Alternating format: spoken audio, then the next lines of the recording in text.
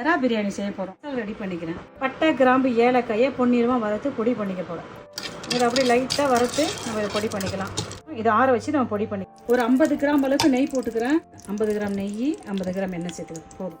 1/2 kilo அரிசி தான் நம்ம செய்ய போகிறோம். பட்டை, கிராம்பு, ஏலக்காய், அன்னாச்சி மொட்டு, சின்ன சீரகம், பெரிய சீரகம் எடுத்து வச்சுக்கிறேன். பிரியாணி எல்லாம் எடுத்து வச்சுக்கிறேன். இதை போட்டுக்கலாம். போட்டு நம்ம இதை தாளிக்கிறோம். வெட்டி வச்ச ஒரு மீடியம் சைஸாக ஒரு 3 வெங்காயம் சேர்க்குறேன். 3 வெங்காயம் சுமாராக ஒரு 100 கிராம் இருக்கும்.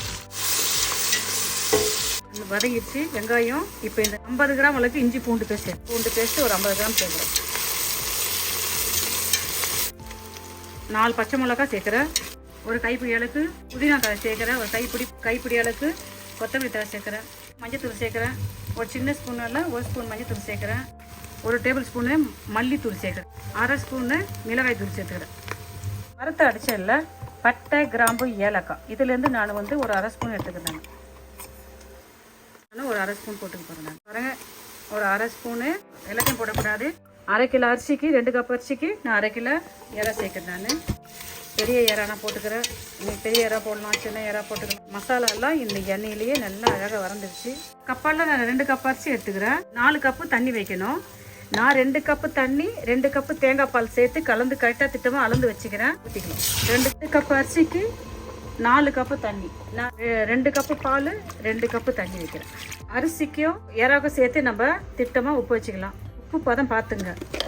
2 டேபிள் ஸ்பூன் அளவுக்கு தயிர் ஊற்றிக்கிறேன். இதில் கொஞ்சம் லெமன் எடுத்து லெமன் நான் இதில் புழிஞ்சு வச்சுக்கிறேன். கொஞ்சம் 1 ஸ்பூன் அளவுக்கு வந்துச்சுன்னா போதும் லெமன். இப்போ கழுவி தண்ணியெல்லாம் வடிகட்டி வச்சுருந்தா அரிசியை நம்ம இதில் சேர்க்குறோம். அரிசி சேர்த்துக்கலாம். இங்கே அரிசி சேர்த்துட்டு கிண்டி விடுங்க. கிண்டி விட்டுட்டு தட்டு போட்டு பழைய மூடுவோம். தண்ணியெல்லாம் சுண்டி வர மாதிரி இருக்குது. ஸோ இந்த நேரத்தில் 2 பழுத்த தக்காளி பழத்தை அரைச்சி இதில் சேர்க்குறேன். இப்போ தான் சேர்க்குறேன். 2-3 தக்காளி பழம் ஒரு 100 கிராம் வரும். அந்த 100 கிராம் தக்காளி பழத்தை லைட்டாக வதக்கி அது கூட ஒரு 10 முந்திரி போட்டு அரைச்சி நான் சேர்க்குறேன். நீங்கள் தக்காளி பழம் இப்போ சேர்க்கலன்னா எல்லாம் வதக்கணும் பாருங்கள். வெங்காயம் வதக்கிட்டு அந்த புதினா கொத்தமல்லி போட்டு பாரு. அப்பயே கூட நீங்கள் போட்டு மறுபடியும் மூடி போட்டு ஒரு 2 நிமிஷம் எடுத்துக்கலாம். ஒரே ஒரு கைப்பிடி முந்திரி பயிர் எடுத்துக்கிறேன். சேர்த்து நான் கொஞ்சம் வறக்க போகிறேன். உலர்ந்த திராட்சை போதும், நல்லா பொரிஞ்சுது. இது பாருங்கள், இந்த முந்திரி பயிர் நம்ம இதில் கொட்டிக்கிறோம். இதை அப்படியே கலந்து விட்டுக்கலாம். இல்லை கொத்தமல்லி தழை தூவிக்கலாம். புதினா தழை கொஞ்சம் போட்டுக்கலாம். போட்டு அப்படியே மூடிடுவோம். ஒரு 10 நிமிஷம் கழிச்சு நம்ம ஓப்பன் பண்ணி பார்க்கலாம். பிரியாணி எப்படி இருக்குன்னு பார்ப்போமா? ஆனால் சூப்பரான இறையா பிரியாணி ரெடி. பாருங்கள், என்ன அழகாக பொலன்னு, என்ன அழகாக உதிரியாக, என்ன அழகாக வந்து பாருங்கள். வாங்க சாப்பிட்டு பார்க்கலாமா?